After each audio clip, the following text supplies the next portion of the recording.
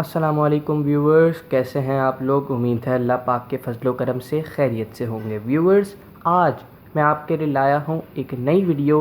पिछली वीडियोस की तरह ये है चैप्टर नंबर 3 की video, kinematics of linear motion. इसके अंदर मैं आपको बताऊंगा कि क्या क्या चीज़ें सब्जेक्टिव और ऑब्जेक्टिव के हवाले से इस चैप्टर के अंदर इम्पॉर्टेंट हैं। तो चलिए बढ़ते हैं, बग़ैर टाइम ज़ाया किए फ़ौरन बढ़ते हैं अपने टॉपिक की तरफ। जी स्टूडेंट्स, पेज नंबर 32 खोल लीजिए, chapter number 3 kinematics of linear motion.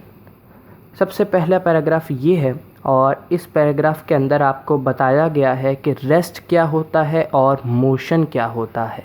A body is set to be in the state of rest if it does not change its positions with respect to its surroundings. एक body जो है वो एक rest के state में होगी अगर वो अपनी चेंज अपने सराउंडिंग्स के अंदर किसी वजह से, अपनी सराउंडिंग की वजह से अपने अंदर चेंज ना लाए, एक जगह स्टिल रहे। और एक जगह जब वो स्टिल रहेगी और किसी भी चेंज, उसके अंदर कोई भी किस्म का चेंज नहीं आएगा, तो वो उसकी रेस्ट की स्टेट होगी। और इसके बरक्स जब वो मूव करेगी, यहाँ पर यही लिखा है, वो मोशन करेगी, अपनी पोजीशन को चेंज करेगी, तो ये उसका स्टेट ऑफ मोशन होगा, यानी मूवमेंट उसकी क्रिएट होगी अपने सराउंडिंग के चेंजेस के हवाले से। तो ये था कुछ ब्रीफ इसके बारे में, रेस्ट और मोशन। ये पूछा जाता है आपके पेपर्स में, तो आपने रेस्ट और मोशन इन दोनों के डेफिनेशंस को ज़रूर याद रखना है। अपने साथ एक रजिस्टर और पेन रख लीजिए जिसके अंदर आप ये चीज़ें अहम नोट डाउन कर लें। ठीक, तो बढ़ते हैं आगे। और इसको आप एक मरतबा देख सकते हैं ऑब्जेक्टिव के लिए भी, और इसमें से कोई ऑब्जेक्टिव भी बन सकता है। अब बढ़ते हैं टाइप्स ऑफ मोशन। पहले मैंने आपको मेन सवाल बताया मोशन का और रेस्ट का। कभी कभार ऐसा भी होता है कि define motion and define it's type also, इस तरह से दिया जाता है पेपर में क्वेश्चन कि आपको मोशन की डेफिनेशन भी लिखनी होती है और उसकी टाइप्स को भी डिफ़ाइन करना होता है। तो जब आप उसकी टाइप्स ये हैं, इनको जब डिफ़ाइन करें तो आप उनके साथ एक एक एग्जाम्पल भी लिख दें, तो आपके मार्क्स पक्के और आप बिल्कुल दुरुस्त लिखेंगे। अगर इसी हवाले से जिस तरह मैं आपको बता रहा हूँ, तो इंशाल्लाह आपको उस सवाल में फुल मार्क्स मिलेंगे। टाइप्स ऑफ मोशन की तरफ बढ़ते हैं। सबसे पहला मोशन है ट्रांसलेटरी और लीनियर मोशन। ट्रांसलेटरी मोशन को हम लीनियर मोशन भी कहते हैं। Linear motion is also called the translatory motion. वही ऑपोजिट हो गया, अगर ट्रांसलेटरी है तब भी ये लीनियर मोशन की डेफिनेशन आई है, फिर लीनियर मोशन है तब भी ट्रांसलेटरी मोशन। यानी आपको ये चीज़ पता होनी चाहिए कि ट्रांसलेटरी मोशन को हम लीनियर मोशन कहते हैं। तो ये चीज़ अगर आपके ज़हन में होगी तो आप आसानी से, अगर ये आए इसकी डेफिनेशन, तो आप लिख सकते हैं। अब इसकी डेफिनेशन मैं आपको बताता हूँ कि कैसे बनाते हैं। आप पहले पैराग्राफ रीड कीजिए। Linear motion is also called a translatory motion. In this type of motion a body moves in a straight or curve path. Every particle in the body is being displaced by the same amount. The motion of a car on a flat road, the motion of a motorbike on a circular road, and the motion of the cricket ball hit for a sixer all are the examples of translatory motion. अब इसके अंदर definition आपको बनानी है यहाँ से लेकर curve path तक। ये आपकी 3 लाइनों की डेफिनेशन हो गई, और इसके अंदर से a motion of a car on a flat road आप इसकी एग्जांपल में लिख सकते हैं, और आपका हो गया सवाल के एक पार्ट कंप्लीट, यानी एक टाइप जो थी वो आपकी कंप्लीट हो गई। अब आते हैं दूसरी टाइप की तरफ, rotatory motion. If a body spins or rotates about a fix point or axis, its motion is called rotatory motion. अगर एक बॉडी जो है वो अपने सेम एक्सिस के ऊपर रोटेट करे, जैसे ये यहाँ पर एग्जांपल के अंदर बेहतरीन लिखा हुआ समझाया हुआ है कि ये फ़ैन जो है ये एक ही एक्सिस पे रहकर रोटेट करता है, तो उस मोशन को हम रोटेटरी मोशन कहते हैं। तो आप ये डेफिनेशन लिखते हैं और एक एग्जांपल फ़ैन की लिखते हैं, ख़त्म। ये पार्ट भी आपका सेकंड कंप्लीट हो गया इस सवाल का। फिर बढ़ते हैं वाइब्रेटरी और ऑसिलेटरी। जैसे मैंने आपको ऊपर बताया ट्रांसलेटरी और लीनियर के बारे में, इसी तरह वाइब्रेटरी और ऑसिलेटरी है, इन दोनों को हम एक ही कहते हैं। और आप ये ज़हन में रखें कि वाइब्रेटरी मोशन की जगह आप ऑसिलेटरी मोशन भी लिख सकते हैं, और ऑसिलेटरी मोशन की जगह आप वाइब्रेटरी मोशन भी लिख सकते हैं, दोनों एक ही चीज़ है। Consider a block which is suspended from a rigid support bye means of a spring. आगे बढ़ते हैं। When the block is pulled in the downward direction within the elastic limit and released, it starts moving up and down about its mean position. This type of motion is vibratory or an oscillatory motion. बहुत आसान है, simple. आप इसको own wording में भी लिख सकते हैं ये देखें, ये पेंडुलम की एग्जांपल आप ले सकते हैं कि पेंडुलम के अंदर एक बॉल टाइप होती है और वो एक थिन स्ट्रिंग से आप वो बंधी होती है रिजिड सपोर्ट से, और जब आप उसको डिस्प्लेस करते हैं, हिलाते हैं, तो वो अपनी पोजीशन चेंज करके नेक्स्ट पोजीशन पे जाकर वापस उसी पोजीशन में आकर फिर मोशन करती है, मूव करती है। तो इसको हम कहते हैं वाइब्रेटरी और ऑसिलेटरी मोशन। आप इसकी एग्जांपल भी लिख सकते हैं यहाँ पर। तो आपको काफ़ी आसानी हो गई होगी। ये जो एक क्वेश्चन था मोशन का आता है और इसकी टाइप्स भी मैंने आपको बता दी। तो अब इंशाल्लाह मुझे उम्मीद है कि आपके इस क्वेश्चन के अंदर फुल मार्क्स आएंगे। अब बढ़ते हैं आगे। 3.3 काइनेमैटिक्स, पेज नंबर 34 खोल लीजिए। काइनेमैटिक्स की डेफिनेशन भी कभी कभार पूछी जाती है। The branch of physics which deals with the motion of objects without any reference to the force or agent causing the motion is called kinematics. Kinematics एक ऐसी ब्रांच है फिज़िक्स की जो ऑब्जेक्ट्स के मोशन को रिलेट करती है without any reference to the force और एजेंट कॉजिंग द मोशन। यानी इसका लेना देना इससे नहीं होता कि क्या चीज़ मोशन क्रिएट कर रही है, उसका लेना देना ऑब्जेक्ट के मोशन से होता है कि मोशन क्या क्रिएट हो रहा है, ऑब्जेक्ट के अंदर क्रिएट हो रहा है, इसका रिलेशन उससे होता है। इसका रिलेशन इससे नहीं होता कि क्या चीज़ मोशन क्रिएट कर रही है। ये कहलाता है हमारे पास काइनेमैटिक्स। तो आप इसकी सिंपल डेफिनेशन लिख सकते हैं और ये ऑब्जेक्टिव के अंदर ये चीज़ आ सकती है कि the word kinematics is derive from Greek word dash meaning motion, kinema. इसकी आप देखें मीनिंग से ही आपको पता चल जाएगा इसकी डेफिनेशन के बारे में कि इसका मीनिंग ही जब मोशन के बारे में है तो उसके मतलब क्राइटेरिया इसका सवाल का मोशन के बारे में होगा। अब बढ़ते हैं आगे। काइनेमैटिक्स के बाद जो सेकंड चीज़ आती है वो है dynamics. The word dynamics taken from a Greek word dynami meaning power. ये भी आपके पास ऑब्जेक्टिव के हवाले से आ सकता है और इसकी डेफिनेशन ये बन सकती है, there is another branch of physics which deals with the causes of motion, how the motion is produce. ये अब देखें, मोशन ऑब्जेक्ट में क्रिएट हो रहा है वो आपके पास काइनेमैटिक्स है, और मोशन कैसे क्रिएट हो रहा है वो आपके पास डायनामिक है। ठीक, उसको आप कहेंगे डायनामिक। तो आप इसको ओन वर्डिंग में भी आसानी से लिख सकते हैं, क्या फैक्टर्स हैं जिनके ऊपर वो मोशन क्रिएट हो रहा है, इस सब को हम कहते हैं डायनामिक्स। तो आपकी दो डेफिनेशन आराम से क्रिएट हो गई, काइनेमैटिक्स की और डायनामिक्स की। अब बढ़ते हैं आगे। Scalar and vector quantities. The physical quantities which are completely specified by their magnitude only are called scalar quantities। वो क्वांटिटीज़ जो सिर्फ स्पेसिफाई होती हैं अपने मैग्नीट्यूड से, उनको हम कहते हैं स्केलर क्वांटिटीज़। और उसकी एग्जांपल आपके पास यहाँ लिखी है, 3 से 4 एग्जांपल्स आप सिंपल आराम से लिख सकते हैं। याद रखिए इसका डिफरेंस भी आता है, और अगर आपको नहीं मिले कोई डिफरेंस इसके अंदर, पहले आपकी ज़िम्मेदारी है कि आप ढूंढें इसके अंदर से 4 डिफरेंस कैसे बना सकते हैं। अगर आपको नहीं मिले तो फिर आप मुझे कमेंट में बता सकते हैं, मैं आपको बताऊँगा कि इसका डिफरेंस क्या होगा, क्या 4 डिफरेंस इसके बनेंगे। अब आगे बढ़ते हैं।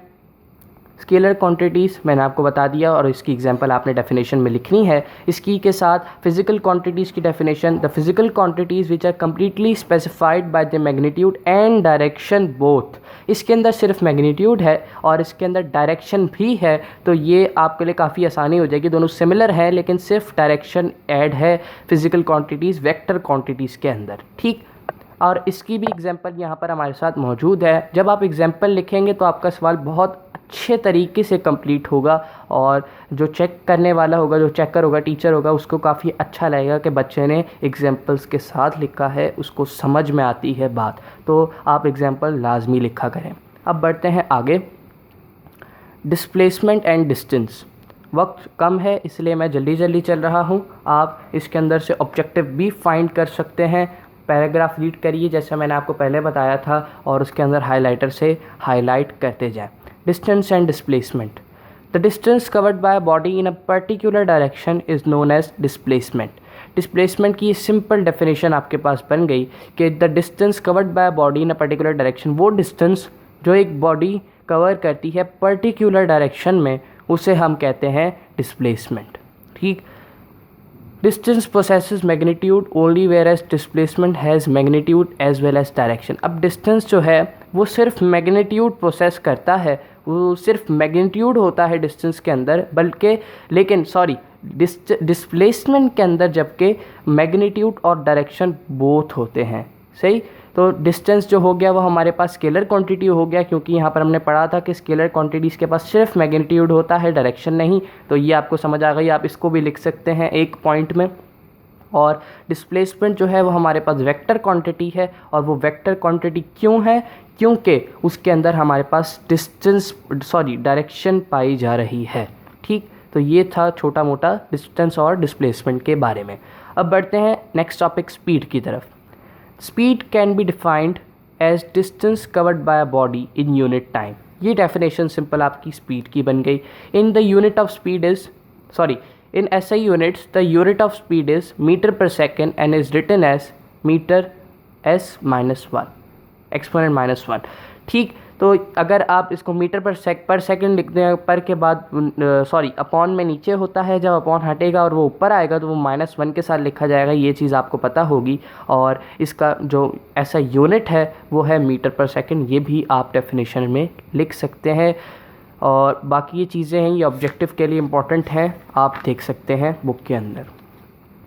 फिर आ जाते हैं इन एग्जांपल्स पर। तो आपने एग्जांपल्स, मैं कहता हूँ कि आप सारी करें, सारी प्रैक्टिस में रखें, क्योंकि एग्जांपल्स कोई भी आ सकती है बुक के अंदर से। वेलोसिटी की डेफिनेशन हम अगर देखें तो वेलोसिटी की डेफिनेशन हम शुरू से पढ़ते हैं, फिर इसके अंदर आपको पता चल जाएगा वेलोसिटी की डेफिनेशन आपको कहाँ मिलेगी। Speed refers only to the time rate at which a body is moving, whereas velocity refers to the both speed and direction in which the body is moving। एक पॉइंट आप ये भी बना सकते हैं, velocity refers to the both speed and direction in which the body is moving। The velocity can be defined as the rate of change of displacement or the distance covered by the body in a definite direction। तो आपके 2 point हो जाएंगे और ये आपकी एक मुकम्मल definition बन जाएगी। ये साथ आप लाजमी लिखिएगा, तो इससे भी आपको आसानी होगी पेपर में मार्क्स गेन करने में। ठीक, तो ये कुछ चीज़ें थी। और कभी कभार ये भी पूछा जाता है variable velocity. The velocity of the body changes of either its speed changes और डायरेक्शन और both of them, such a velocity is called variable velocity. यानी वेरिएबल मतलब चेंज होना, तो वो वेलोसिटी कहलाएगी वेरिएबल वेलोसिटी। ये भी आपके पास बन सकता है डेफिनेशन के अंदर। अब बढ़ते हैं एक्सेलरेशन की तरफ। ये देखें, The time rate of change of velocity of a body is called its acceleration। Acceleration का भी आप डेफिनेशन बना सकते हैं, और इसका यूनिट जो होता है वो होता है मीटर पर सेकंड स्क्वायर। ये भी आप लिख सकते हैं अपनी डेफिनेशन के अंदर। If the velocity of a body decreases continuously, then the acceleration is said to be negative and is called deceleration and retardation। ये भी डेफिनेशन बनकर आती है कि डिसलेरेशन की डेफिनेशन दीजिए कि क्या होती है डिसलेरेशन, तो आपको मालूम होना चाहिए। और अगर आप लिखें कि ये वेक्टर क्वांटिटी एक्सेलरेशन, तो ये भी आपका एक पॉइंट बन जाएगा डेफिनेशन के अंदर। तो एग्जांपल्स को भी लाजमी कीजिए, और जो मैं आपको डेफिनेशन बता रहा हूँ उनको नोट डाउन कीजिए, आपके लिए काफ़ी ज़्यादा आसानी हो जाएगी। अब बढ़ते हैं मोस्ट इम्पॉर्टेंट थिंग्स। इसके अंदर 3 मोस्ट इम्पॉर्टेंट चीज़ें हैं। सबसे पहली एक फर्स्ट इक्वेशन ऑफ मोशन, फिर सेकंड इक्वेशन ऑफ मोशन, और फिर third equation of motion. First equation of motion जो है वो बहुत सिंपल है, और सिर्फ 3 स्टेप की 4 स्टेप की है ये। और आप इसको, अगर आपको ये ना समझ आए तो आप मुझे कमेंट में बता सकते हैं, मैं इसको आपको एक्सप्लेन भी कर सकता हूँ। आपने ये यहाँ से लिखनी है। अगर आप ये सब लिखेंगे तो आपका फ़ायदा है। वर्डिंग्स जो हैं, और इसको आप ओन से भी लिख सकते हैं, सिर्फ समझने की बात है। और अगर ये आप लिखेंगे तो आपको प्रेजेंटेशन एक अच्छी बनेगी। और सिंपल अगर ये होगा तो फिर मज़ा नहीं आएगा लिखने, चेकर को चेक करने में। और एक अच्छा इंप्रेशन तभी पड़ेगा जब आप ये वर्डिंग लिखेंगे, तो उससे पता चलेगा कि आपको ये समझ में आता है। तो इसी तरह आपने फर्स्ट इक्वेशन ऑफ मोशन भी करनी है और सेकंड इक्वेशन ऑफ मोशन भी करनी है। और फिर मैं कह रहा हूँ, अगर आपको ये समझ नहीं आता तो आप मुझसे पूछ सकते हैं, मैं इंशाल्लाह आपको बताऊँगा। आप मेरे फेसबुक पेज पर जाकर भी कमेंट में लिख सकते हैं। फेसबुक पेज मेरा बदरुल आरफीन के नाम से है, और इंस्टाग्राम पेज मेरा बदरुल आरफीन के नाम से है, उस पर भी आप जाकर मुझे कमेंट कर सकते हैं। सही, इसी तरह ये थर्ड इक्वेशन ऑफ मोशन है, ये भी अगर आपको नहीं समझ में आई तो आप मुझसे पूछ सकते हैं, मैं आपको इंशाल्लाह ज़रूर बताऊंगा। फिर एग्जांपल्स आ जाती हैं, उसी तरह एग्जांपल्स भी आप पूछ सकते हैं और एग्जांपल्स करनी भी हैं आपको लाजमी। और फिर आते हैं नेक्स्ट टॉपिक हमारे पास, मोशन अंडर ग्रेविटी। ये मोशन अंडर ग्रेविटी जो है ये क्वेश्चंस में नहीं आता, लेकिन इसके अंदर से कुछ ऑब्जेक्टिव आपके लिए बन सकते हैं। जैसे ये सामने देखें, motion under gravity was found by Galileo Galilei that all bodies irrespective of their weights are attracted by the same acceleration। तो इस तरह से ये कुछ भी इसके अंदर से आपका MCQs बन सकता है। तो हाइलाइटर उठाइए और पढ़ना शुरू कीजिए शुरू से और हाईलाइट करते जाइए और आपको ऑब्जेक्टिव मिलते जाएंगे। फिर आखिर में मैं आपको एक बात बताऊं कि आप समरी को लाजमी देख लीजिए एक मरतबा, क्योंकि डेफिनेशंस अगर आपको आगे समझ में नहीं आई तो यहाँ पर डेफिनेशंस के तौर पर गिवन है, थोड़ी सी शॉर्ट है ये, इनको आप मज़ीद इंक्रीज़ कर सकते हैं, लेकिन काफ़ी अच्छा लिखा हुआ है। तो इसको आप पढ़ लेंगे तो आपको समझ में भी आ जाएगी और आपके लिए काफ़ी ज़्यादा आसानी हो जाएगी। और ऑब्जेक्टिव भी कभी कभार इनके अंदर से बनकर आते हैं, ये बात याद रखिएगा। बस ये चैप्टर हमारा हो गया कंप्लीट और इंशाल्लाह मुझे उम्मीद है कि आपको मेरी ये वीडियो बहुत अच्छी रहेगी। इंशाल्लाह नेक्स्ट वीडियो में आपसे मुलाकात होगी। तब तक अपना बहुत ख्याल रखिए, मुझे दुआओं में याद रखिए। अस्सलामु अलैकुम वरहमतुल्लाह।